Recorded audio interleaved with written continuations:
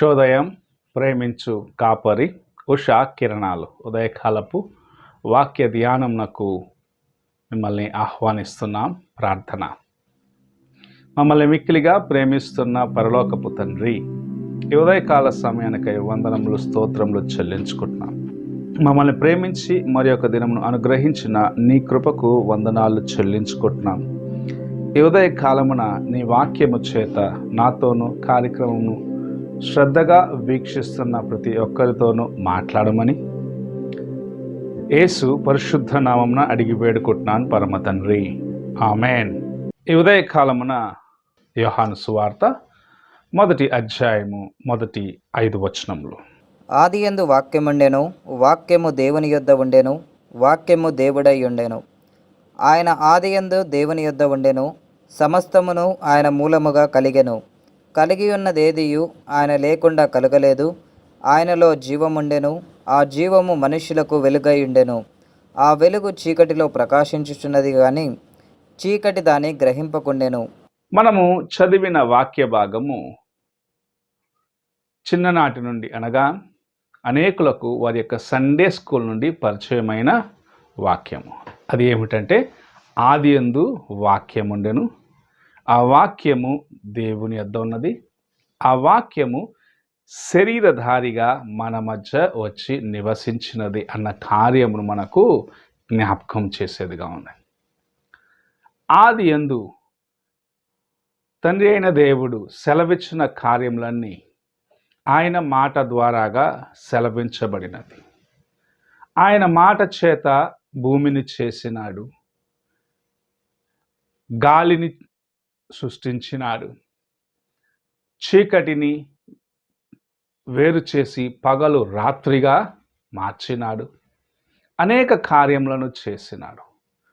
ఆయన పలికిన మాటలు మన జీవితమునకు ఆధారమైనవి. తన స్వహస్తముతో మానవుని చేసి మానవుని నాసికా రంధ్రములో ఆయన వాయువును లేకుంటే ఆయన జీవమును ఊది అతనిని నరుడుగా ఆయన నియమించినాడు, లేకుంటే సృష్టించినాడు. ఆయన నోటి నుండి బయలుదేరిన ఆ మాటలు లేకుంటే ఆయనతో పాటు ఉన్న ఆ వాక్యము ఆయన యొక్క స్వరముగా మన మధ్య నేటి వరకు ఉన్న దేవుని యొక్క వాక్యమును మనము ఈ ఉదయకాల సమయంలో జ్ఞాపకం చేసుకోవాల్సిన వారిగా ఉన్నారు. అనేకులు దేవుని యొక్క వాక్యమును నిర్లక్ష్యపరిచేవారిగా ఉన్నారు. ఆది నుండి తండ్రి నోట బయలుదేరిన ప్రతి మాట లిఖించబడిన ఒక పుస్తకముగా లేకపోతే ఒక గ్రంథముగా మన ముందు పరిశుద్ధ గ్రంథము ఉంటుంది.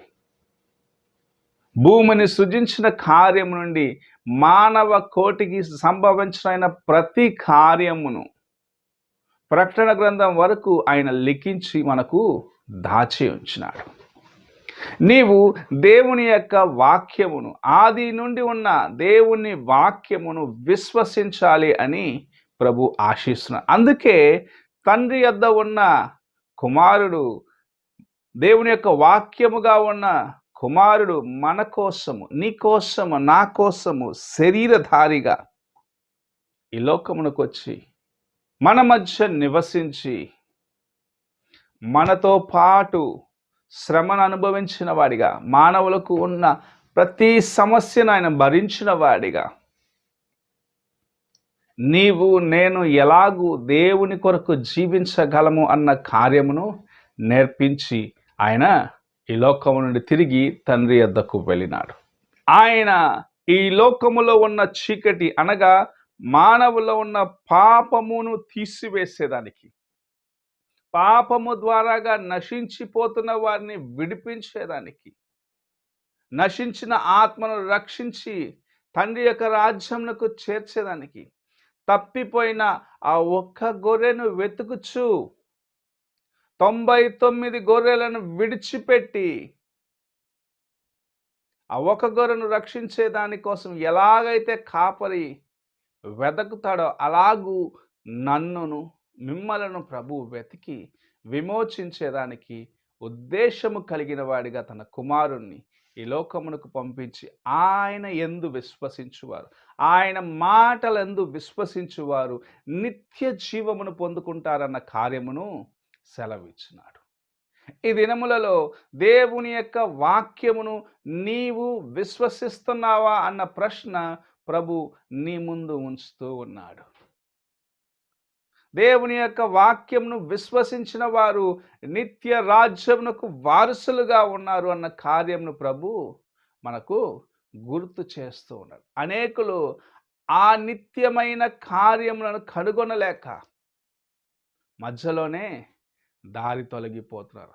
అయితే మనకు మన పితరుడైన అబ్రహాము నేర్పించినాడు, దేవుని స్వరమును విన్నప్పుడు దేవుని యొక్క స్వరమునకు లోబడ్డవాడిగా, ఆయన ముందు ఏమి ఉన్నది అని ఆయన చూడలేదు, కానీ దేవుని యందు కలిగి ఉన్న విశ్వాసము సంపూర్ణముగా, దేవుని యందు కలిగి ఉన్న విశ్వాసము సంపూర్ణమగునట్లు దేవుడు ఆయనను పరీక్షించినప్పుడు ఆ పరీక్షలో కూడా తన కుమారుణ్ణి బలిగా అర్పించేదానికి, అనగా ఇస్సాకును బలిగా అర్పించేదానికి వెనుకాడని ఒక జీవితమును మనము అబ్రహాములో చూస్తూ ఉన్నాం.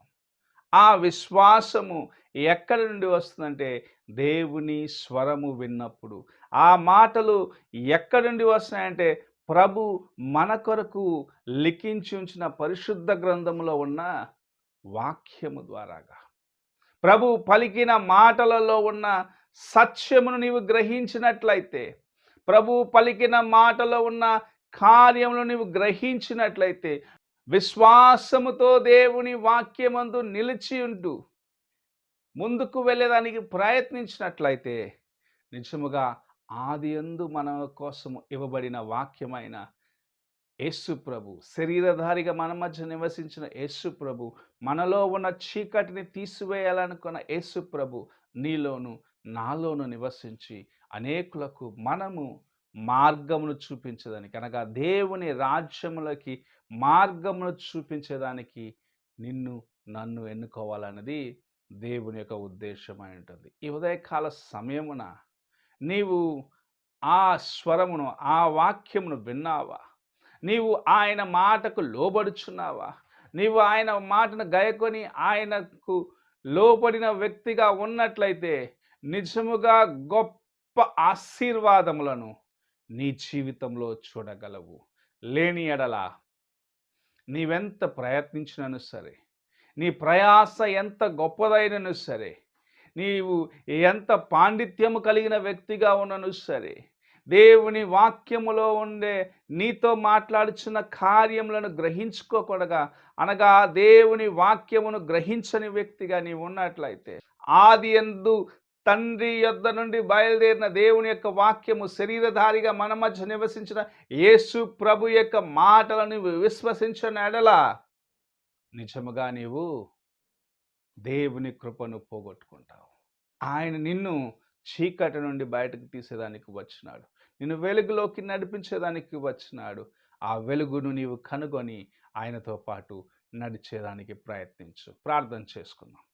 మమ్మల్ని మిక్కిలిగా ప్రేమిస్తున్న పరలోకపు తండ్రి, ఈ ప్రాతకాల సమయమున మీరు మమ్మల్ని ప్రేమించి ఇచ్చిన నీ వాక్యమును బట్టి స్తోత్రములు చెల్లించుకుంటూ, దేవా, నీవు మా కోసము చేసిన ప్రతి కార్యమును, త్యాగమును జ్ఞాపకం చేసుకుంటూ, నీ యందు విశ్వాసము కలిగి నీ వైపు చూస్తూ ముందుకు నడిచే కృపను అనుగ్రహించమని, నీ స్వరము వినేదానికి, నీ మాటలు గాయకునేదానికి మాకు నేర్పించమని యేసు పరిశుద్ధ నామమున అడిగి వేడుకుంటాను పరమ తండ్రి, ఆమెన్.